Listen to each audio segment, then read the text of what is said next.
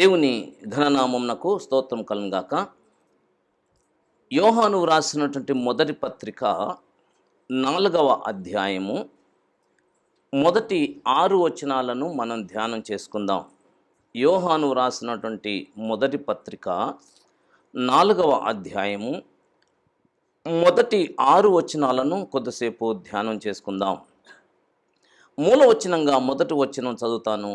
ప్రియులారా, అనేకులైన అబద్ధ ప్రవక్తలు లోకములోనికి బయలు వెళ్ళి ఉన్నారు గనుక ప్రతి ఆత్మను నమ్మక ఆయా ఆత్మలు దేవుని సంబంధమైనవో కావో పరీక్షించుడి. ఆయా ఆత్మలు దేవుని సంబంధమైనవో కావో పరీక్షించుడి. విశ్వాసులకు పరీక్ష. ఏం పరీక్ష అంటే పరీక్షించుమనే పరీక్ష. విశ్వాసులకు పరీక్ష, ఆత్మల పరీక్ష, విశ్వాసులకు పరీక్ష. విశ్వాసులు పరీక్షించువారై ఉండాలి. పరీక్షించడమే మన పరీక్ష. మీకందరికీ పరీక్ష పెడుతున్నాను నేను. ఏం పరీక్ష అంటే, బయట ఏనుగుంది. ఏనుగు దగ్గరికి వెళ్ళి మీరు ఏనుగుకి ఏ ఏ అవయవాలు ఉన్నాయో, ఒక్కొక్క అవయవానికి కొలతలు ఎంతెంత ఉన్నాయో వాటిని మీరు సేకరించుకొని రావాలి. ఇప్పుడు నేను మీకు ఏం పెట్టాను? పరీక్ష పెట్టాను. మీరేం చేయాలి? ఇప్పుడు పోయి పరీక్షించాలి. అక్కడ పోయి పరీక్షించి దాని యొక్క అవయవాలను, వాటి నిర్మాణాన్ని, వాటి యొక్క ఏమంటారు కొలతలను రాసుకొని వస్తారా? పరీక్షించకుండానే ఇక్కడే ఉండి రాస్తారా? అక్కడికి వెళ్ళి ఏం చేయాలి? పరీక్షించాలి. ఈ పరీక్ష పరీక్షించమనేటువంటి పరీక్ష. ఈ పరీక్ష గనక విశ్వాసులు సరిగ్గా పరీక్షించకపోతే వారి జీవితంలో, ఆత్మీయ జీవితంలో నష్టపోతారు. భౌతిక జీవితంలో 1,00,000 రూపాయలు నష్టపోయామనుకోండి, ఏం పర్వాలేదు. భౌతిక జీవితంలో 1,00,00,000 రూపాయలు నష్టపోయామనుకోండి, ఏం పర్వాలేదు. భౌతిక జీవితంలో ఒకవేళ నీకు 1,00,00,000 రూపాయలు లక్కీ లాటరీ వచ్చిందనుకోండి, అంతగా సంతోషించాల్సిన అవసరం కూడా ఏమీ లేదు. ఇక్కడ ఒకరోజు ఒకటి కోల్పోతాం, మరొక రోజు ఒకటి పొందుకుంటాం. చీకటి వెలుగుల సమ్మరం ఇది. కానీ ఆత్మీయ జీవితంలో ఒకటి కోల్పోతే అది శాశ్వత నష్టం. శాశ్వత నష్టం. ఆత్మీయ జీవితంలో కోల్పోకుండా ఉండాలంటే దేవుని పిల్లలు ఆత్మలను పరీక్షించువారై ఉండాలి. ఆత్మలను పరీక్షించాలి. ఈ యోహాను పత్రిక శాంతంగా, ప్రముఖంగా 3 మాటలు చెప్తూ ఉంటుంది. యోహాను పత్రిక ఒకటి ఏం చెప్తుందంటే, ఆజ్ఞలను గైకొను, దేవుని ఆజ్ఞలను గైకొను, దేవుని ఆజ్ఞలను గైకొను. రెండవది ఏం చెప్తుందంటే, సహోదరులను ప్రేమించు, సహోదరులను ప్రేమించు. సహోదరులకి ఆనాటికి కావలసినటువంటి అవసరం ఏదనుంటే దానిని తీర్చు.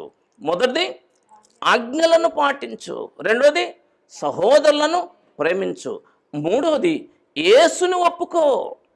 యేసుని ఒప్పుకో. యేసే క్రీస్తు. యేసే క్రీస్తు అని ఏ ఆత్మ ఒప్పుకుంటుందో అది దేవుని సంబంధమైన ఆత్మ. ఏ ఆత్మ అయితే ఈయన క్రీస్తు కాడో, మనం ఎవరి కొరకు ఎదురు చూస్తున్నామో ఆ మెస్సియా ఈ యేసు కాడు అని ఎవరంటారో అది దేవునికి సంబంధించినటువంటి ఆత్మ కాదు. యేసుని క్రీస్తుగా అంగీకరించాలి, సహోదరులను ప్రేమించాలి, దేవుని ఆజ్ఞలను గైకొనాలి. దేవుని ఆజ్ఞలను గైకొనడమే దేవుని ప్రేమించడం. దేవుని ప్రేమించడమే, ప్రేమించువాడే సహోదరులను ప్రేమిస్తాడు. సహోదరులను ప్రేమించినటువంటి వాడు యేసుని ఒప్పుకుంటాడు. యేసుని ఒప్పుకోవాలి. యేసుని ఒప్పుకోని ఆత్మ అది దురాత్మ, లేదా అది ప్రకృతి సంబంధమైన ఆత్మ. ఆత్మల పరిశోధన విద్య అని ఒక క్యాంపులో 5 రోజులు బోధించాను. మీకు గుర్తుందో లేదో. 5 రోజులు ఆత్మల పరిశోధన విద్య. ఆత్మలను పరిశోధించండి. అవునండి, యోహాను తన మొదటి పత్రిక 4:1 ఏమన్నాడు? ప్రియులారా అని మొదలుపెట్టాడు. ప్రియులకు చెప్పుతున్నాడు. ఏమంటుంటే అనేకులు బయలుదేరారు. సహోదరుడు జాక్ పునేన్ గారు అంటారు 95% బయలుదేరారు అంటున్నాడు. ఓన్లీ 5% యథార్థవంతులైన దేవుని ప్రవక్తలు, 95% కూడా వాళ్ళు డూప్లికేట్ ప్రవక్తలే. ఒక ఆయన అన్నాడు 90% అన్నాడు. 90 నుంచి ఇంకెవరు దిగల. 90 నుంచి 95% అంత కూడా చెత్త, రెల్లు. మనకు అలవాటు అయిపోయింది వినటం, మనకు అలవాటు కాలేదు పరీక్షించడం అనేటువంటిది మానేశారు దేవుని పిల్లలు. వినటానికి అలవాటు పడ్డారు. ఆ వింటూ చెవి దురదను తీర్చుకోవటానికి ఇష్టపడుతున్నారు. ఎవరైతే చెవి దురదను తీర్చుకోవటానికి ఇష్టపడతారో వారు దేవుని యొక్క ఆత్మ ఏదో, సైతాను ఆత్మ ఏదో, ప్రకృతి సంబంధమైన ఆత్మ ఏదో వారు ఎన్నడూ గుర్తుపట్టలేరు. గుర్తుపట్టాలంటే నువ్వు ఖచ్చితంగా ఏం చేయాలి? పరీక్షించాలి. అపోస్తులుడైన పౌలు అన్యజనుల కొరకు అపోస్తులుడుగా ఏర్పరచబడినటువంటి వాడు, యేసుక్రీస్తు ప్రభుతో పర్సనల్ ఎక్స్పీరియన్స్ ఉన్నటువంటి వాడు, అన్యజనులకు ఆదరణ కలగజేసినటువంటి వాడు, యూదులను ఎదిరించిన వాడు, యూదుల చేత రాళ్ల దెబ్బలు తిన్నటువంటి వాడు, భక్తిపరుడు, ప్రార్థనాపరుడు, యథార్థవంతుడు, ధర్మశాస్త్ర సంబంధమైన ప్రాచీనమైన వాటన్నిటిని పెంటగా ఎంచినటువంటి వాడు, యేసుక్రీస్తు ప్రభుని సంపాదించుకోవడానికి జీవితాన్ని ఫనంగా పెట్టినటువంటి వాడు ఎవరు? అపోస్తుడైన పౌలు. ఆ పౌలు బోధనని పరీక్షించారు. నా మాట విందా? ఆ పౌలు బోధనే పరీక్షించారు. పౌలు ఏమ్రా, నా బోధని మీరు పరీక్షించి అంత గొప్పలయ్యారా అని అందులో మెచ్చుకున్నాడు. వాళ్ళని మెచ్చుకున్నాడు. దేవుని పిల్లరా, ఈ కాలంలో అనేక మంది ఏమంటున్నారు?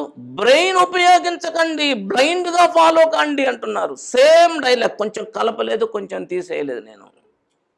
బ్రెయిన్ ఉపయోగించకండి, బ్లైండ్గా ఫాలో కండి. ఇది ఎంత సైతాను మాట ఇది. పౌలు కండిషన్ పెట్టి చెప్పాడు, నేను క్రీస్తుని బోలి నడిచినట్లు, క్రీస్తుకి వెలుపల కాదు, నేను క్రీస్తుని బోలి నడిచినట్లు మీరు నన్ను బోలి నడవండి. క్రీస్తు అమ్మాయిలతోటి పరస్కాలు ఆడా? మరి నువ్వు ఆడావుగా. క్రీస్తు ధన వ్యామోహం కోసం పరుగులెత్తాడా? నువ్వు పరిగెత్తావు కదా. క్రీస్తు అన్నా కైప పిలాతుతోటి మీటింగ్లు ఏర్పాటు చేశాడా? నువ్వు ఎమ్మెల్యేలు ఎంపీని పిలిచి పెడుతున్నావు కదా, అబద్ధ ప్రవక్తని పిలిచి పెడుతున్నావు కదా. నిన్నట్లు వెంబడిస్తారు.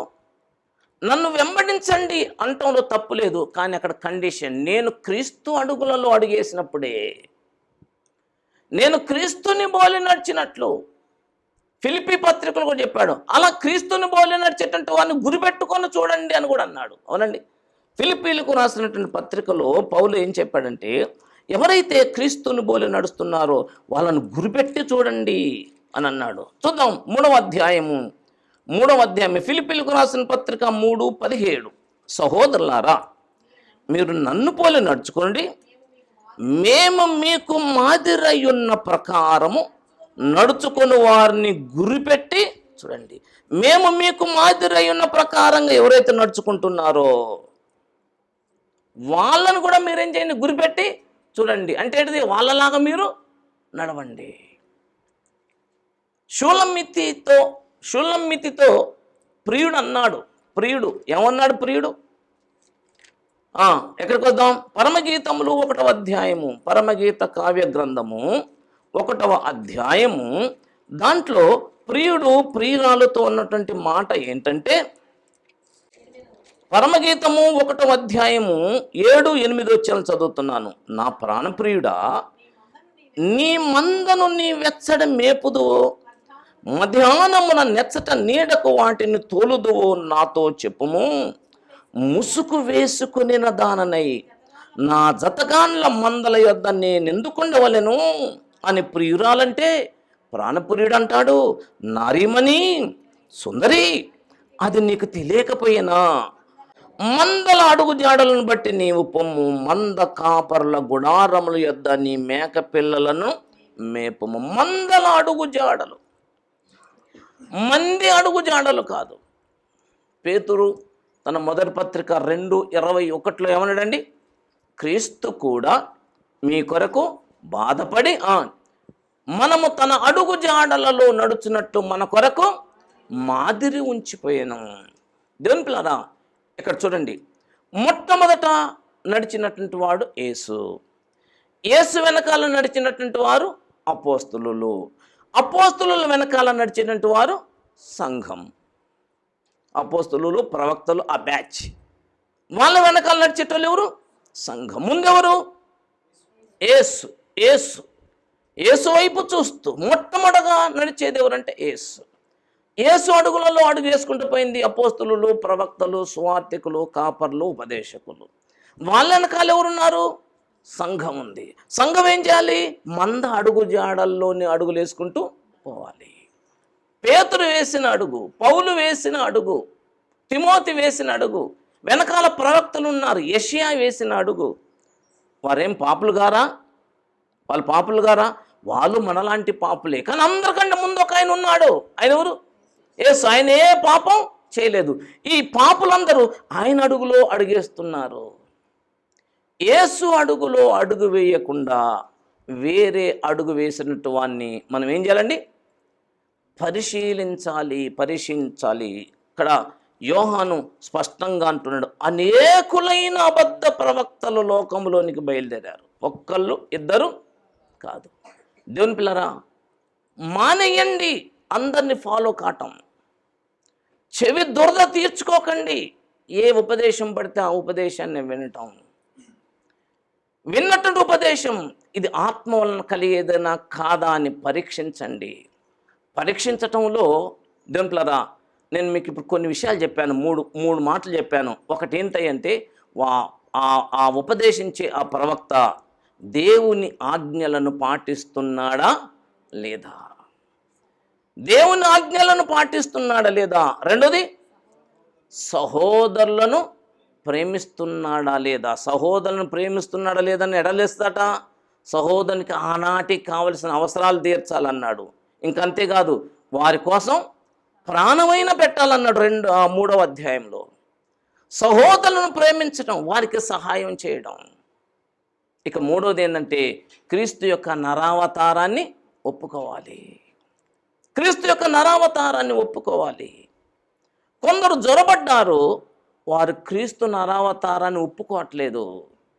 క్రీస్తు శరీరధారి అయి వచ్చాడు, ఆయనే మన పాపములకు శాంతికరమై ఉన్నాడు అని ఒప్పుకోవట్లేదు. ఒప్పుకోనటువంటి వారు బయలుదేరారు అనండి. నేను పలుమార్లు చెప్పాను, మళ్ళీ చెప్తున్నాను. త్రిత్వ విరోధులందరూ దేవ విరోధులే. తండ్రి, కుమార, పరిశుద్ధాత్మ త్రియేక దేవుణ్ణి ఆరాధించనటువంటి వారు దేవ విరోధులే. తండ్రిని, కుమారుని, పరిశుద్ధాత్మను త్రియేక దేవుణ్ణి ఆరాధించేటువంటి వాడే దేవుని సంబంధి. క్రీస్తుని రెండవ వ్యక్తిగా దేవునితో సమానంగా ఎంచని వాడు దేవ విరోధి. దేవుడే క్రీస్తుని ఎక్కడ కూర్చోబెట్టుకున్నాడు? తన సింహాసనం మీద కూర్చోబెట్టుకుని పక్క మీద కుర్చీ తీసుకున్నా ఇక్కడ అన్నాడా? సొలొమోను దగ్గరికి వాళ్ళు అమ్మొస్తే, బత్షెబ వస్తే సొలొమోను ఏం చేశాడు? అమ్మ ఈ కుర్చీ మీద కూర్చుందిరా అమ్మ అని ఆ సింహాసనం ఇచ్చాడా? నో, ఇవ్వలేదు. ఇంకొక ఆసనం వేయించాడు. అది మర్యాద. ఎందుకంటే ఈ సింహాసనం మీద కూర్చున్నాడు ఎవరు? రాజు, మహారాజు, అంతే. అందుకనే తల్లికి వేరే సింహాసనం వేయించాడు సొలొమోను. పరలోకపు తండ్రి యేసుకి వేరే సింహాసనం వేయించలేదు. ఏం చేశాడు? తన సింహాసనం మీద కూర్చోబెట్టుకున్నంటే నేనెంతో ఆయనంతే. ప్రకటన గ్రంథం 5వ అధ్యాయంలో చెప్పాడు, సింహాసనాసీనుడైన వాణ్ణి కిని గొర్రె పిల్లకును అన్నాడు. సర్వ సృష్టి ఒకనాడు యేసు ఎదుట సాగిలపడే దినం ఉంది. ప్రతి వాని మోకాలు యేసు నామమున వంగి తీరుతుంది. దేవుని కుమారుడు నరావతారం ఎత్తేప్పుడు దేవునితో ఉన్న సమానత్వాన్ని విడిచిపెట్టాడు. బాగా మనసులోకి రానియండి. దేవుని కుమారుడు నరావతారం ఎత్తేప్పుడు దేవునితో ఉన్న సమానత్వాన్ని విడిచిపెట్టాడు. ఎంతకాలం విడిచిపెట్టాడంటే శాశ్వత కాలం విడిచిపెట్టాడు. ఇక 4 రోజులే కదా, డ్రామే కదా, మళ్ళీ వచ్చి నా కొద్ది మీద కూర్చుంటా కదా అని కాదు కాదు కాదు. తండ్రి, నీ చిత్తం నెరవేర్చడానికి నేను ఇదిగో వచ్చాను. తగ్గించుకున్నాడంతే. శాశ్వత కాలం ప్రభువైన యేసుక్రీస్తు దేవునితో ఉన్న సమానత్వాన్ని విడిచిపెడితే ఒక్క క్షణం కూడా తండ్రి అయిన దేవుడు యేసుని తనకంటే తక్కువనిగా చూడలేదు, చేయలేదు. ఎక్కడైనా తనకంటే తక్కువనిగా చేయలేదు. ఎక్కడ కూడా తనకంటే తక్కువనిగా చూడలేదు. ఎక్కడ చూశాడు? ఏ రోజు కూడా యేసుని, ఏ క్షణం కూడా యేసుని లేశమాత్రమైన ఒక మిల్లీమీటర్ మందమైనా తగ్గించలేదు యేసుని. ఎవరు? తండ్రి అయిన దేవుడు. నువ్వెవడు తగ్గించటానికి? నువ్వెవడు యేసుని తక్కువవాడు, రెండవ వ్యక్తి అంటానికి? యేసుక్రీస్తు ప్రభు అద్వితీయ దేవుడు, అద్వితీయ ప్రభువు. ఆయనే సర్వ సృష్టికి ఆది సంభూతుడు, దేవునితో సమానమైనటువంటి వాడు. ఆయన తనను తాను రిక్తునిగా చేసుకున్నాడు. తండ్రి చేయలేదు ఆయన్ని, ఎవడూ చేయలేదు ఆయన్ని. ఆయనే తండ్రి చిత్తం నెరవేర్చడానికి తనను తాను తగ్గించుకున్నాడు. కానీ తండ్రి ఏనాడు, ఏ క్షణం, ఒక్క క్షణమైనా, లేశమాత్రమైనా ఆ కుమారుని, తన ప్రేమ కుమారుని, తన నీతి కుమారుని, తాను ప్రేమిస్తున్నటువంటి కుమారుని తక్కువనిగా చూడలేదు, చేయలేదు. తనతో సమానంగా ఉంచుకున్నాడు. అంత్యకాలములో కడపట నశింపజేయు శత్రు మరణమును నశింపజేసిన తర్వాత కుమారుడు అంటాడు, తండ్రి సర్వములో సర్వమగునట్లు కుమారుడు తానే తన తండ్రికి లోబడతాడు. ఎందుకంటే కుమారునికి ఉద్దేశం ఏంటిది? నా తండ్రి సర్వములో సర్వమైపోవాలి, ఆయన గొప్పడు కావాలి. సర్లే, కొడుకే కదా పైకి తెప్పించింది, okay, thank you my dear son అని అనలే తండ్రి. తండ్రి ఏమన్నాడు? లేదు, నేను ఒక్కటే సింహాసనం మీద కూర్చోవాలి. శాశ్వత కాలం ఇదిగో నువ్వు నా కుడి పార్శ్వమున కూర్చో అంటే అసలు నాకంటే నువ్వే నా కుడి భుజం అని అర్థం. నా కుడి భుజం నువ్వే, అసలు కుడి పక్క కూర్చో, ఎడం పక్క కాదు. అట్లాంటి ప్రభుని నువ్వు తక్కువ చూస్తావా? ఎవడైతే క్రీస్తుని లేశమాత్రమైన కానీ తగ్గిస్తాడో అది దేవుని సంబంధమైన ఆత్మ కాదు, అది దురాత్మ. ఆత్మల పరిశోధన విద్యలో చెప్పాను నేను. ఆత్మలు ప్రామాణికంగా ముఖ్యంగా 3 రకాలుగా ఉంటాయి. ఒకటి దేవుని సంబంధమైన ఆత్మ, రెండోది సాతాను సంబంధమైన ఆత్మ, మూడోది ప్రకృతి సంబంధమైన ఆత్మ. దేవుని సంబంధమైనటువంటి ఆత్మ ఎవరైతే కలిగి ఉంటారో, అవునండి, దేవుని సంబంధమైన ఆత్మను ఎవరైతే కలిగి ఉంటారో వారు ఆజ్ఞలను పాటిస్తారు, సహోదరులను ప్రేమిస్తారు, యేసు యొక్క అవతారాన్ని ఒప్పుకుంటారు. శరీరధారి వచ్చాడు, ఆయనే మెస్సియా అని ఒప్పుకుంటారు. ఏ ఆత్మ సంబంధులు? దేవుని ఆత్మ సంబంధి యేసునే హైలైట్ చేస్తారు. పరిశుద్ధాత్మ దేవుడు ప్రస్తుతం ఈ లోకంలో ఉన్నాడా లేడా? ఎవరన్నా చూసారా? ఆయన పేరేమన్నా తెలుసా? చూడండి, పరిశుద్ధాత్మ దేవుడే తనను తాను మరుగుపరుచుకొని దేవుని కుమారుని కనపరుస్తున్నాడు. ముందెవరిని పెడుతున్నాడు? యేసుమయం కావాలంటున్నాడు. ఒక ప్రక్క పైనుంచి తండ్రి యేసుని హైలైట్ చేస్తుంటే, ఇంకొక ప్రక్క క్రింద నుండి పరిశుద్ధాత్మ దేవుడు యేసుని హైలైట్ చేస్తుంటే, నువ్వెవడు నేనెవడిని యేసుని తగ్గించడానికి? మనం ఎవరం? పరిశుద్ధాత్మ దేవుడు ఏం చేస్తుండండి? పరిశుద్ధాత్మ దేవుడు ఏం చేస్తాడు? గుర్తుపెట్టుకోండి, పరిశుద్ధాత్మ దేవుడు తనంతట తాను ఒక్క మాట కూడా ఎక్స్ట్రా మాట్లాడ్డట. ఏం మాట్లాడతాడు? నేనేం మాట్లాడతానో నా నుండి వేటిని వింటాడో అవే బోధిస్తాడన్నాడు. ఈ అనుబంధం చూడండి, ఆశ్చర్యం వేస్తుంది. తండ్రి ఏం చేస్తున్నాడో చూసి కొడుకు అట్లనే చేస్తాడట. తండ్రి ఏది మాట్లాడుతున్నాడో చూసి కొడుకు అదే మాట్లాడుతాడట. తండ్రి మాట్లాడినట్టే మాట్లాడతాడు, తండ్రి చేసినట్టే చేస్తాడు. ఒకటైపోయింది. యేసు ఏం మాట్లాడుతాడో చూస్తాడట పరిశుద్ధాత్మ, యేసు ఏం చేస్తాడో చూస్తాడట పరిశుద్ధాత్మ. యేసు ఏది మాట్లాడితే ఆయన అదే మాట్లాడతాడట, యేసు ఏది చేస్తే ఆయన అదే చేస్తాడట. ఎప్పుడన్నా పరిశుద్ధాత్మ దేవుడు, అరే నేను భూమి ఆకాశాలు చెడిపోయినప్పుడు ఆ అగాధ జలాల మీద అల్లాడిన కానుంచి ఎంత శ్రమ పడుతున్నా, ఎంత కష్టపడుతున్నా నేను, నా కష్టాన్ని ఎవడన్నా చూస్తున్నాడా? ఈ రోజు వరకు పరిశుద్ధాత్మ, ఆదరణకర్త, సత్యస్వరూప ఆత్మ అంటాం కానీ ఆయన పేరు ఎవడికి తెలియదు, ఆయన అడ్రస్ తెలియదు, ఆయన ఉనికి ఎవడికి తెలియదు. అంతగా తనను తాను తగ్గించుకున్నాడు. విషయం ఏంటంటే దేవుని పిల్లరా, బాగా గుర్తుపెట్టుకోండి, దేవుని ఆత్మ కలిగినటువంటి వాడు, పరిశుద్ధాత్మ కలిగినటువంటి వాడు తనను తాను మరుగు చేసుకుంటాడు. ఇది అత్యంత ప్రముఖమైనటువంటి పాయింట్. ఇది ఆజ్ఞలను గైకొంటాడు, సహోదరుని ప్రేమిస్తాడు, యేసు నరావతారాన్ని ఒప్పుకుంటాడు. ఈ మూడు ఒక ఎత్తైతే దేవుని ఆత్మ కలిగినటువంటి వాడు తనను తాను ఏం చేస్తాడండి? తనను తాను తగ్గించుకుంటాడు. ప్రసంగ పీఠముల మీద కానీ, దైనందిన జీవితంలో కానీ, సొసైటీలో కానీ, ప్రార్థనలో కానీ, కుటుంబంలో కానీ తనను తాను యోగ్యునిగా ఎంచుకుంటూ హైలైట్ చేసుకున్నటువంటి ఆత్మ అది విరోధి ఆత్మ, అది క్రీస్తు ఆత్మ కాదు. కాదు. స్టేజ్ల మీద చూస్తున్నాం, నేను బహు సులువుగా గుర్తుపడతాను, కొందరిని సులువుగా గుర్తుపడతాను. అతడు తన గురించి ఒక పావు గంట అయినా చెప్పుకోకుండా ప్రసంగం మొదలు పెట్టాడు. తన గురించి వినటానికి రాలేదు ప్రజలు. నా గురించి మీరు వింటే ఏమొస్తుంది? నా గురించి వింటే మీరు నాకు అభిమానులు అయిపోతారు, నేను మంచోడు అంటాడు. ఎంతోమంది బయోగ్రఫీస్, జీవిత చరిత్రలు చదివాను. వాళ్ళ జీవిత చరిత్రని కూడా వాళ్ళు చేసిన గొప్ప కార్యాలు, గొప్పతనాలే ఉంటాయి, కానీ ఇంకొక వైపు చూపించరు. వాళ్ళలో ఉన్నటువంటి డీమెరిట్స్ చూపించరు. ఇది పరిశుద్ధ గ్రంథం ఎందుకైందంటే దీంట్లో లోతు పాపం ఉంది. ఇది పరిశుద్ధ గ్రంథం ఎందుకైందంటే ఇందులో అబ్రహాం చేసినటువంటి దోషం ఉంది. ఇది పరిశుద్ధ గ్రంథం ఎందుకైందంటే ఇందులో సంసోను నడిచినటువంటి రోత మార్గం ఉంది. ఇది పరిశుద్ధ గ్రంథం ఎందుకైందంటే అనేకులు పడిపోయినటువంటి స్థితి కూడా కండ్లకు కట్టినట్లుగా యథార్థంగా ఉన్నట్లుగా వ్రాసాడు గనుకనే ఇది పరిశుద్ధం, ఇది యథార్థమైంది. ప్రతి మనుషునికి పుట్టుమచ్చలు ఉంటాయి, మచ్చలేనుడు ఎవడు ఉండడు. ప్రతి మనిషికి గాయాలు ఉంటాయి, ప్రతి మనిషి కాళ్ళ క్రింద నీడ ఉంటుంది. చుట్టూ వెలిగేటువంటి కూడా ఒక సూర్యుడే, ఒక నక్షత్రాలు మాత్రమే. ఆయన ఎవరంటే మన ప్రభు అయిన యేసుక్రీస్తు. యేసుక్రీస్తు ప్రభు తప్ప హెచ్చించుకోవటానికి ఎవడు అర్హుడు కాడు. ఆ హెచ్చించుకోవటానికి అర్హుడైనటువంటి వాడే తగ్గించుకుంటుంటే అసలు యోగ్యత లేనటువంటి ఈ బోధకులు ఏం చేస్తుంటారు? తమను తాము హెచ్చించుకుంటారు. ఆత్మలను గుర్తుపట్టండి, ఆత్మలను గుర్తుపట్టండి.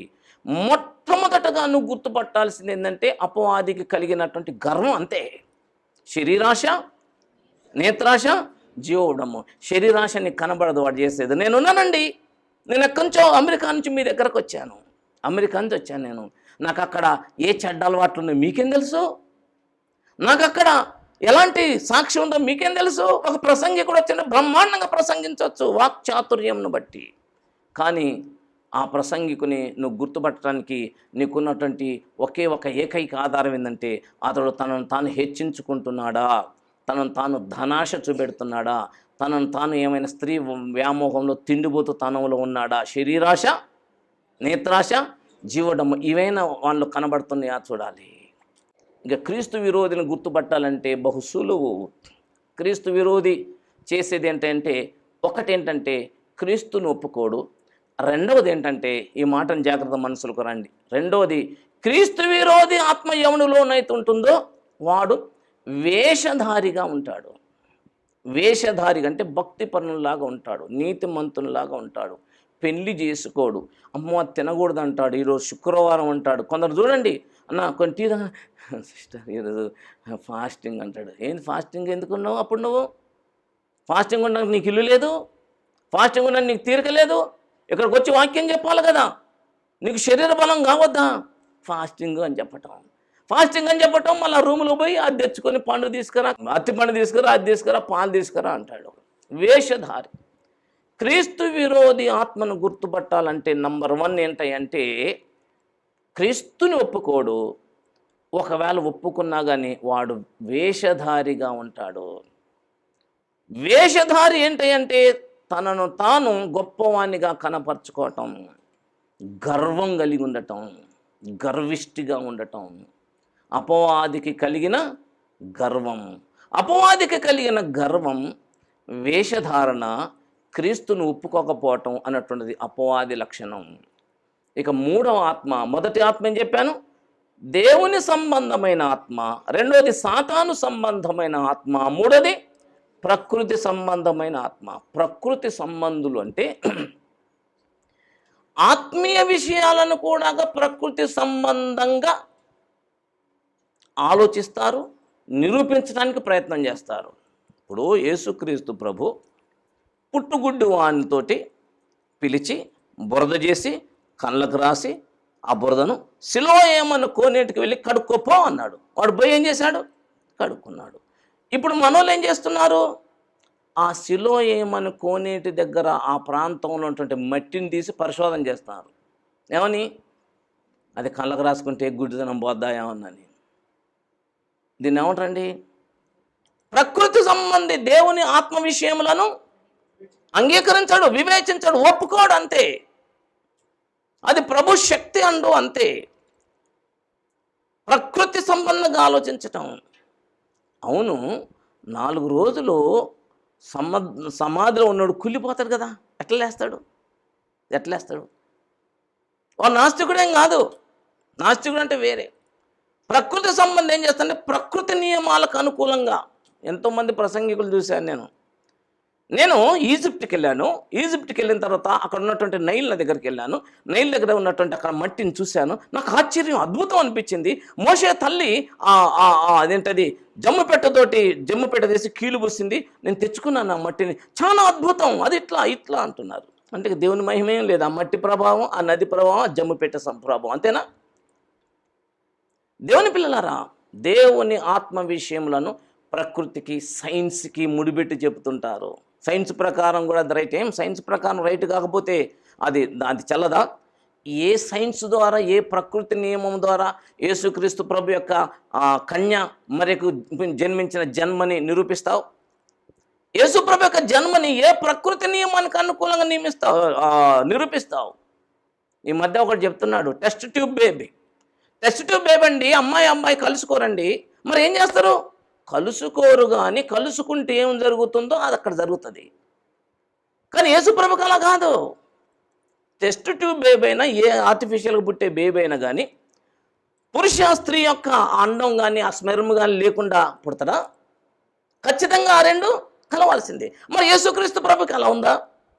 ప్రకృతి నియమానికి ఆత్మ విషయములను జోడించి పరిశోధన చేయరాదు. అలా ఎవడైతే చేస్తున్నాడో వాడు ప్రకృతి ఆత్మ గలవాడు. ఎర్ర సముద్రం ఎట్లా పాయలైందని పరిశీలన చేశారట. ఎట్లా పాలైందంటే ఒకడు రాశాడు పుస్తకంలో, అద్భుతం, దేవుడు అద్భుతం, సైన్స్ కూడా నిరూపిస్తుంది. ఏమని నిరూపిస్తుందంటే అప్పుడప్పుడు ఎర్ర సముద్రం అంటే నీళ్ళంట ఇటు పోతాయట, అప్పుడప్పుడు అటు పోతాయట. ఆ ఇస్రాయల్ ఆడికి వచ్చేటప్పటికల్లా ఒక్కసారి ఏమంటారు పోటులు ఏమైందండి ఇట్లా అయిపోవడంతో అలా పోయి మళ్ళీ ఇలా వస్తాయట. అలా పోయేటప్పటికల్లా వీళ్ళు ఇలా వెళ్ళిపోయారట. ఇలా వెళ్ళిపోయిన తర్వాత మళ్ళీ అన్నీ అలా వచ్చేసాయట. ఎంత అద్భుతం చూసావా అంటుండు. దేవునిరా అంటే మోషే కర్ర చూపించింది ఉట్టిదే, దేవుడు తూర్పు గాలిని పంపించింది ఉట్టిదే. మళ్ళీ మోషే వచ్చి ఇలా అన్నదంత యాక్షన్ అయినదంతా. దేవుని ఆత్మ విషయములను ప్రకృతికి అన్వయించి చెబుతున్నారు బోధకులు. సైన్స్ ప్రకారం అని చెప్తున్నారు బోధకులు. సైన్స్ కూడా చెప్పిందండి అంటారు. నేనేమంటానంటే బైబిల్లో రాయబడిన దానికంటే సైన్స్కి ఎక్కువ తెలిసింది ఏమీ లేదు. ఎందుకు లేదంటే సైన్స్ అయినా సైంటిస్ట్ అయినా ఏం చెప్తాడంటే ఉన్నదానిని చెప్తాడు. ఉన్నదని చెప్తాడు, లేని చెప్తాడా? ఉన్నది ఈ ప్రకృతిని, పదార్థాన్ని చెప్తాడు, అంతే. కానీ బైబిల్ ఏం చెప్తుంది?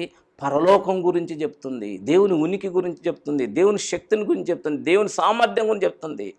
తేటగా చెప్తున్నాను దేవునిలారా. దేవుని సంబంధమైనది విశ్వాస మూలమైనది, ప్రకృతి సంబంధమైనది నిరూపణల సంబంధమైనది. నిరూపిస్తే నమ్ముతా అనేటువంటి ప్రకృతి, విశ్వసిస్తే దేవుని యొక్క మహిమను కనుగొంటాం అనేది అది ఆత్మ సంబంధి. ఈ విధంగా దేవుని పిల్లరా మనం ప్రతి ఆత్మను పసిగట్టాలి, ప్రతి బోధను పసిగట్టాలి. అంత్యకాలంలో ఉన్నాం. జాక్ పునెన్ గారి యొక్క క్యాలిక్యులేషన్స్ ప్రకారం 95% బోధకులను, ఉపదేశకులను నమ్మకూడదు. మిగిలినటువంటి బోధకుల యొక్క క్యాలిక్యులేషన్స్ ప్రకారం కనీసం 90% ఉన్నారంట. అనేకులు అన్నాడా, కొద్దిమంది అన్నారా? అనేకులు. పేతురు కూడా అది చెప్పాడు. పేతురు కూడా అనేకులు బయలుదేరారు అన్నాడు. అనేకులు బయలుదేరినప్పుడు మనం కనీసం ఒక 100 మందినాన్ని గుర్తుపట్టడం లేదు, మనం కనీసం ఒక 50 మందినాన్ని గుర్తుపట్టడం లేదు. ఎందుకు గుర్తుపట్టడం లేదు చెప్పండి అయ్యా? పరిశోధించటం మానేశాం. పరిశోధించండి అనేదే ఈరోజు పాఠం. పరిశోధించండి అనేది ఈ పాఠం. వివాహం చేసుకోకపోతే ఆయన పెళ్లి కూడా చేసుకోలేదు, అంత పరిశుద్ధుడు. పెళ్లి చేసుకోకపోతే పరిశుద్ధుడా? మొహపు చూపు చూడలేదు ఎప్పుడు? మనసులో ఏ స్త్రీని కూడా ఊహించుకోలేదు ఎప్పుడు? అది నువ్వు చూసినావా? మరి పెళ్లి చేసుకోలేదు అంటున్నావు. మరి గాంధీ గారు అయితే అసలు బట్టలే వేసుకోలేదు. ఇంక ఈ మధ్యనే బాబు వచ్చాడు, బాబు గారు అసలు ఏ నూలు పోగు కూడా ఉంచుకోకుండా వస్తుంది. ఇంకెంత పరిశుద్ధుడు? పెళ్లి చేసుకునేవాడే పరిశుద్ధుడు అయితే అస్సలు బట్టలు వేసుకోకుండా వైరాగ్యంలో పోయినాడు ఇంకా పరిశుద్ధుడు కాదా? అందుకని వాళ్ళందరూ పోయి ఆయన మొక్కుతున్నారు, మనం కూడా మొక్కుదాం. మరి వివాహమును నిషేధించటం అది దురాత్మ లక్షణం. ప్రతి వానికి సొంత భార్య ఉండాలి, ప్రతి స్త్రీకి సొంత భర్త ఉండవలను అనేటువంటి నియమం. అది నియమం.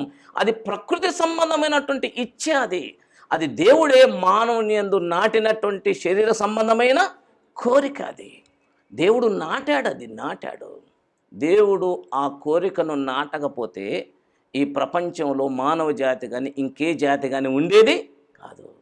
ఏడ్చుకుంటూ పిల్లలు కానీ ఏదైతే ఎవడుగా అండవు, ఇదేం బాధరా అనుకుంటారంతే. దేవుని పిల్లరా, వివాహమును నిషేధించడం, తర్వాత నియమాలు నిష్టలు పెట్టుకోవటం.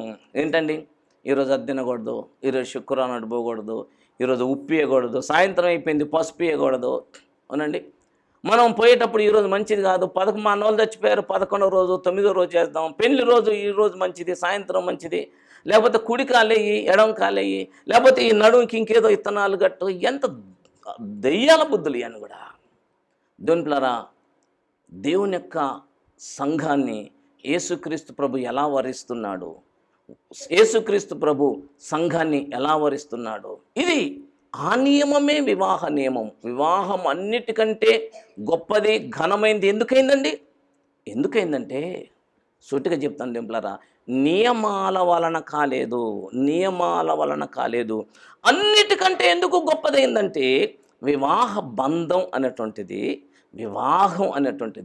వివాహమునకు ముందున్నటువంటి ప్రతి పాపం నుంచి పవిత్రులుగా, పరిశుద్ధులుగా, కన్యకలనుగా చేసేదే వివాహ బంధం. మనం శరీర సంబంధంలో కాబట్టి ఎవరైనా కన్యత్వం పోగొట్టిందని నువ్వు గొనుగుతావు, కానీ ఆత్మ సంబంధంగా వాళ్ళ యొక్క హృదయాలు ఏమైతాయండి, పవిత్రీకరించబడతాయి. ఒకటి. రెండోది ఏంటంటే ఒక క్రొత్త వ్యక్తిని అంగీకరించటం. ఈ అబ్బాయిని ఎప్పుడు చూడలే, ఈ అమ్మాయిని కూడా ఎప్పుడు చూడలే. ఇస్సాకు రిబ్కాను చూడలేదు, రిబ్కా ఇస్సాకును చూడలేదు. కానీ ఆ రిబ్కా ఎలా ఉందో అలాగే అంగీకరించాడు ఇస్సాకు ఎలా ఉన్నాడో అలాగే అంగీకరించింది రిబ్కా. అక్కడ ఎంత గొప్పతనం ఉంది తెలుసా? అదే రియల్ అంటే వాస్తవమైనటువంటి వివాహ బంధం. ఉన్నట్టుగా అంగీకరించటం. బలాలను అంగీకరించాలి, బలహీనతలను అంగీకరించాలి. వివాహమును నిషేధించేది దురాత్మ. కొన్ని ఆహార పదార్థాలు తినొద్దని చెప్పేది దురాత్మ. ఆహార పదార్థాలు అన్నాడు, విగ్రహంలో దగ్గర దానిలా ఆహార పదార్థాలు అనేది తినకూడదు, ఇది తినకూడదు, దేవుని పిల్లలం. మొన్ననే ఒక ఆయన అన్నాడు నాతోటి, ఏమన్నాడంటే, నేను మా ఫ్రెండు ఒక ఆయన ఫంక్షన్ చేస్తే అక్కడ ఏది పెద్దమ్మ గుడి దగ్గర అవి ఉన్నాయి వాటిని ఏమంటారు హాల్స్, అక్కడ ఫంక్షన్ హాల్ చేస్తే ఆడికి పోయి తినొస్తే, నువ్వు పెద్దమ్మ గుడి దగ్గర పోయి తినొచ్చునా? అయ్యగారే పెద్దమ్మ గుడి దగ్గర తినొస్తే ఇక మా సంగతి ఏంటిది? దేవునిలారా, పెద్దమ్మ గుడి దగ్గర పోయి పెద్దమ్మ గుడి దగ్గర ఉన్న పాదాల దగ్గర ఉన్నటువంటి ఆ పలహారం తీసుకొని ఇలా కళ్ళకు అద్దుకొని ఇలా తీసుకొని ఈ 2 చోట్ల ఇలా తిని వచ్చాను అనుకుంటానువా? చేసావా? దేవుని పిల్లరా, దేవుడు సృష్టించిన ఆహార పదార్థాలను నిషేధించకూడదు, విగ్రహార్పితమైనటువంటిది తినకూడదు. విగ్రహార్పితమైన దానికి దూరంగా ఉండాలి. చిన్న పిల్లలారా, యోహాను తన మొదటి పత్రిక 5వ అధ్యాయం చివరిలో ఏం చెప్పాడు? చిన్న పిల్లలారా విగ్రహముల జోలికి పోకండి. వాటి జ్ఞానం మనకు అవసరం లేదు, వాటి నాలెడ్జ్ మనకు అవసరం లేదు, వాటి నియమం అవసరం లేదు, ఏది అవసరం లేదు, దానికి సంబంధించింది ఏది మనకు అవసరం లేదు. కానీ ప్రతి ఆహార పదార్థాన్ని నిరభ్యంతంగానూ తినొచ్చు. మంచి చెడ్డల తెలివినిచ్చు వృక్ష ఫలాలు తినొద్దు అన్నాడు. మిగిలిన వాటిని ఎట్లా తినమన్నాడు? నిరభ్యంతరంగా అన్నాడు. అభ్యంతరం ఏం అవసరం లేదు. పాపం చేయటానికి దాన్ని సీరియస్ తీసుకోరు. సిగరెట్ తాగితే సీరియస్ తీసుకోరు. వ్యభిచారం చేస్తే సీరియస్ తీసుకోడు. నన్నైనా మంచి దమ్ము మీద దమ్ము పీకుతాడు. ఆయన మందు మీద మందు తాగుతాడు. ఆయన అంటాడు, దాసన్న కూడా ప్రవక్త కూడా పెద్దమ్మ తల్లి దగ్గర పోయి తినొచ్చాడు. అది నీకు పాపం అనిపిస్తుంది, ఇది అనిపించట్లేదా పాపం నీకు? అది పాపం అనిపిస్తుంది, ఇది అనిపించట్లేదా నీకు పాపం? దేవునిలారా, అది సైతాను ఆత్మ. ఆహార పదార్థాలు శుభ్రంగా ఉన్నప్పుడు తినొచ్చు. అలా అని విగ్రహార్పితమైంది ఆహారమే కదా అని దాని జోలికి పోవద్దు. అది నియమం అంతే. రక్తమును తినకూడదు, గొంతు పిసికి చంపిందని తినకూడదు. అపోస్తల కార్యములో ఆ నియమం ఉంది. వాటి జోలికి పోవద్దు. కానీ ఆహార పదార్థాలు, ఆహారము కాని దాని కొరకు మీ రూకలే అలా వెచ్చిస్తారు అన్నాడు. కానీ ఆహారమైన దాని కొరకు రూకలు వెచ్చించవచ్చు. కాబట్టి దీంట్లో దేవుని సంబంధమైందేనా కాదా అని పరీక్షించండి. 3 రకాలైన ఆత్మలు: దేవుని సంబంధమైన ఆత్మ, సాతాను సంబంధమైన ఆత్మ, తర్వాత ప్రకృతి సంబంధమైన ఆత్మ. దేవుని సంబంధమైన ఆత్మే అయితే ఆజ్ఞలను పాటిస్తుంది, సహోదరులను ప్రేమిస్తుంది, ఏసే శరీరధారయ్య వచ్చాడని ఒప్పుకుంటుంది. ఈ 3 కంటే ముఖ్యంగా ముందేం చెప్పాను? వీటన్నిటికంటే ఏమనండి? తనను తాను యేసుక్రీస్తు ప్రభు మనస్సు కలిగి ఏం చేస్తానండి? క్రీస్తు యేసునకు కలిగిన ఈ మనస్సు మీరు కలిగి ఉండండి. ఏ మనస్సు? ఏ మనసు అండి? ఆయన దేవుని స్వరూపము కలిగిన వాడై ఉండి దేవునితో సమానంగా ఉండట విడిచిపెట్టకూడని భాగ్యమని ఎంచుకోలేదు. తనను తాను రిక్తునిగా చేసుకున్నాడు. లేశం మాత్రమైన హెచ్చించుకోవటం అది అపవాది ఆత్మే. దేవుని సంబంధమైనటువంటి ఆత్మ, దేవునిలారా, దేవుని సంబంధమైనటువంటి ఆత్మ తనను తాను యేసుక్రీస్తు ప్రభులాగా, పరిశుద్ధాత్మలాగా మాటికి ఏం చేస్తాడండి? తగ్గించుకుంటాడు. పలుమార్లు చెప్పాను, మళ్ళీ చెప్తున్నాను.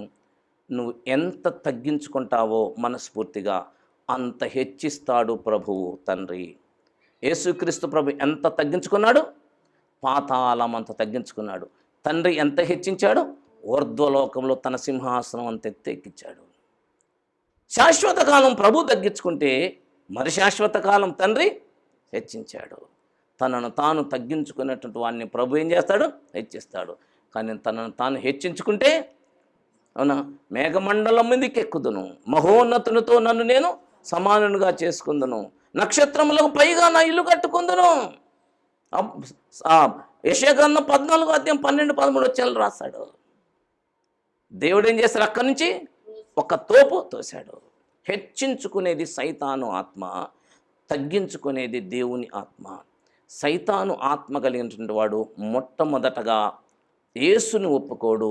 రెండోదిగా తనను తానేం చేస్తాడండి? హెచ్చించుకుంటాడు, తగ్గించుకోడు, గొప్ప చెప్పుకుంటాడు అన్నట్లా ఇట్లా తనను గురించి ప్రసంగం చేస్తాడు. తన గొప్పతనాన్ని, తన కులం గురించి, తన తల్లిదండ్రుల గురించి, తన వంశం గురించి, తన తరాల గురించి, తన డబ్బు గురించి. ఒక ఆయన అంటాడు, అప్పుడైతే ఇలా ఉండేది, ఇప్పుడు ఏం లేదు, ఎవరు లెక్క చేయట్లేదు. అప్పుడైతే ఒక ఆయన అంటాడు, నన్నైతే అప్పుడైతే నేను ఇలా వేసుకొని ఇది రాసుకొని వస్తే అందరూ నా కాళ్ళకు మొక్కేది, నా బతికేందో ఇప్పుడు నేను మొక్కాల్సి వస్తుంది అంటుండే ఒక బ్రాహ్మణైనా.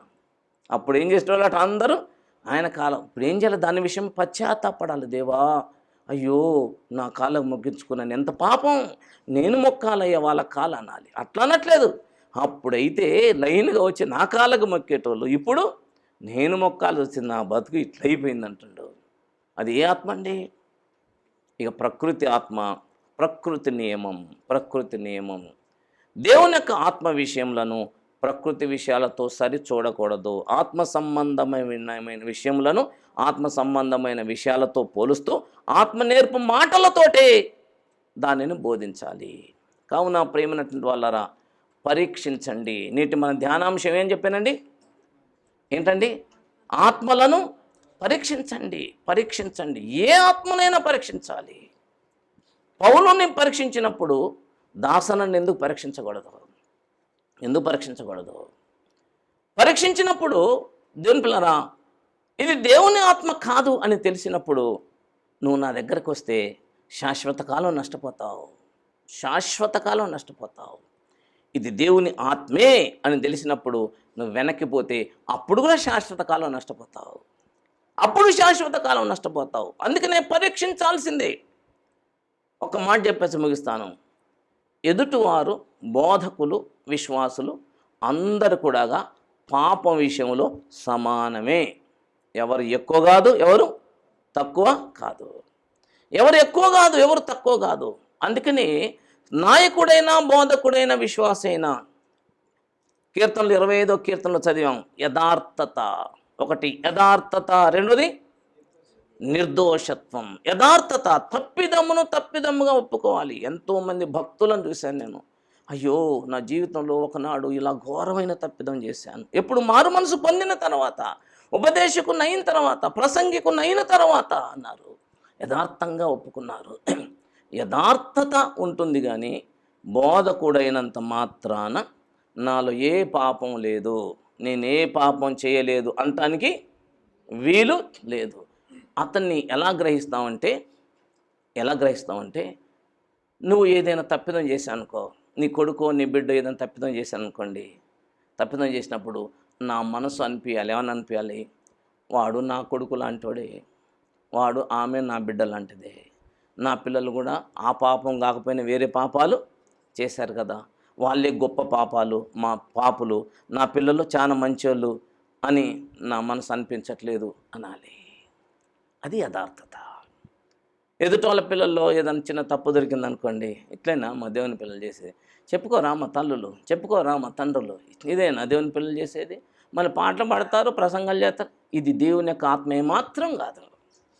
యోహాను ఖరాఖండిగా చెప్పాడు, ఎవడైనా పాపం చేస్తే యేసుక్రీస్తు ఉత్తరవాది తండ్రి యొద్ద మనకు ఉన్నాడు. డిఫెన్స్ లాయర్ ఉన్నారు. కానీ ఎవరిని మనం గద్దించి సరిచేయాలంటే పాపములో కొనసాగేవాడిని.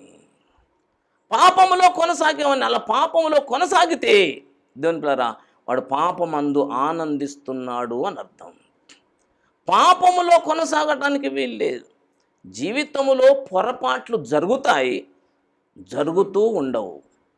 జరుగుతాయి కానీ జరుగుతూ, ఈరోజు జరిగిన పొరపాటు మళ్ళీ రేపు జరుగుతుందా? రేపు జరిగిందా మళ్ళీ ఎల్లుండి జరుగుతుందా? అదే నా దేవుని యొక్క ఆత్మ అంటే ఎంత మాత్రం కాదు. నొచ్చుకోవాలా. అశుద్ధం తొక్కావు, ఎప్పుడు కడుక్కుంటావు? అబ్బా, మన దొక్కిముడు భలేగుందిరా అని మళ్ళీ అలా తొక్కుతావా? పాపమును అట్లా ఎంచుకోవాలి. కావున ప్రియమైనటువంటి వాళ్ళారా, ఈ విషయంలో జాగ్రత్తగా ఉండండి. అంత్యకాలంలో మనలను మోసం చేసే వాళ్ళు ఎక్కువ మంది, మోసపోయే వాళ్ళు ఎక్కువ మంది. మనం మోసం చేసే వాళ్ళలో ఉండొద్దు, మోసపోయే వాళ్ళలో ఉండొద్దు. అభిమానాలు, మంచితనాలు, మోమటాలు ఆత్మీయ జీవితంలో ఉండకూడదు. ఆత్మీయ జీవితంలో ఉండకూడంది అభిమానం, ఆత్మీయ జీవితంలో ఉండకూడంది మోమాటం. యాకోబు చెప్పాడు, మోమాటం గలవారై ఉండకండి, అభిమానంగా ఉండకండి. పౌలంతటి వాడే క్లియర్గా చెప్పాడు. ఏమన్నాడు? అమ్మో, అందరికి ప్రకటించిన తర్వాత ఒకవేళ నేనే భ్రష్టుని అయిపోతానేమో, నన్ను నేను ఏం చేస్తున్నాను, నలగొట్టుకుంటున్నాడు. అంటే పౌలంతటి వాడికే భ్రష్టుడైనటువంటి ప్రమాదం ఉందంటే ఇక నాకేం ప్రమాదం లేదా? నేను వృద్ధుడిని అయిపోయాను కనుక, పెద్దోడిని అయిపోతున్నాను కనుక ఇక నాకు ఏ ఆశలు, ఏ కోరికలు, ఏ తప్పిదాలు ఏం లేవా? నేను అమర్త్యమైన శరీరాన్ని ధరించుకున్నానా? మర్త్యమైన శరీరమందున్న ఏ వయసు వాడైనా కానీ తన వృద్ధాప్యంలోనైనా, బాల్యంలోనైనా, యవన ప్రాయంలోనైనా, మధ్యప్రాయంలోనైనా తప్పిదములో పడిపోవటానికి చాలా అవకాశం ఉంది. అలా పడిపోకుండా ఉండాలంటే ప్రతి క్షణం తనను తాను జాగ్రత్తగా చూసుకోవాల్సిందే. దేంట్లోరా, ఒక ఫోర్స్ కుడివైపు నుంచి లాగుతుంటుంది, మరో ఫోర్స్ ఎడమవైపు. ఒకటి దేవుని ఆత్మ లాగుతుంటే మరోవైపు దురాత్మ లాగుతూనే ఉంటాడు, దురాత్మ లాగుతూనే ఉంటాడు. ఈ పందెపు రంగంలో గెలిచేంత వరకు ఓపికతో పరిగెత్తుదాం. అటు మంచి కృప పరిశుద్ధాత్మ దేవుడు మన సంఘమునకు, మన ఫెలోషిప్కు సమృద్ధిగా అనుగ్రహించును గాక. ప్రార్థన చేసుకుందాం. తల వంచండి, కళ్ళు మూసుకునండి. అందరూ ఒక నిమిషం మీ మనసులో బలంగా ప్రార్థన చేయండి ప్రభుతోటి. ప్రభువా, పరిశోధించే జ్ఞానం దయచేయి, పరిశోధించే ఆత్మను దయచేయి, ఆ వివేకం దయచేయి, మోవటం నాకు లేకుండా సహాయం చేయి, అభిమానిగా ఉండకుండా సహాయం చేయి. సహోదరులను ప్రేమిస్తాం, వారికి పరిచర్య చేద్దాం. వారు మనకు మాదిరి, నిజముగా వారు మనకు మాదిరి. అలా అని వారిని పరీక్షించని అవసరం లేదు అనటానికి వీల్లేదు. నీకు మాదిరి అయి ఉన్నటువంటి వారిని అనుసరించండి, పరిశీలన కూడా చేయండి. మికిలి కనికరం గల దేవా, నీకు స్తోత్రాలు స్వామి, వందనాలు స్వామి. సుస్పష్టంగా మాతో మాట్లాడావు. ఆత్మలను పరిశోధించుట మాకు నేర్పించమని, పరిశోధించి మమ్మలను మేమే జాగ్రత్తగా అతి పరిశుద్ధమైన దాని మీద కట్టుకున్నటకు సహాయం చేయమని, ప్రతి ఆత్మను నమ్మక, ప్రతి ప్రసంగాన్ని నమ్మక, ప్రతి వ్యక్తిని నమ్మక, అది దేవుని సంబంధమైందేనా కాదా అని లేఖనాలతో మేము పరిశీలన చేసుకొని సరి చేసుకుంటకు సహాయం చేయమని ప్రభువైన యేసుక్రీస్తు వారి దివ్యనామమున బ్రతిమలాడి వేడుకుంటున్నాం పరమ తండ్రి. ఆమేన్, ఆమేన్. Okay, thank you very much.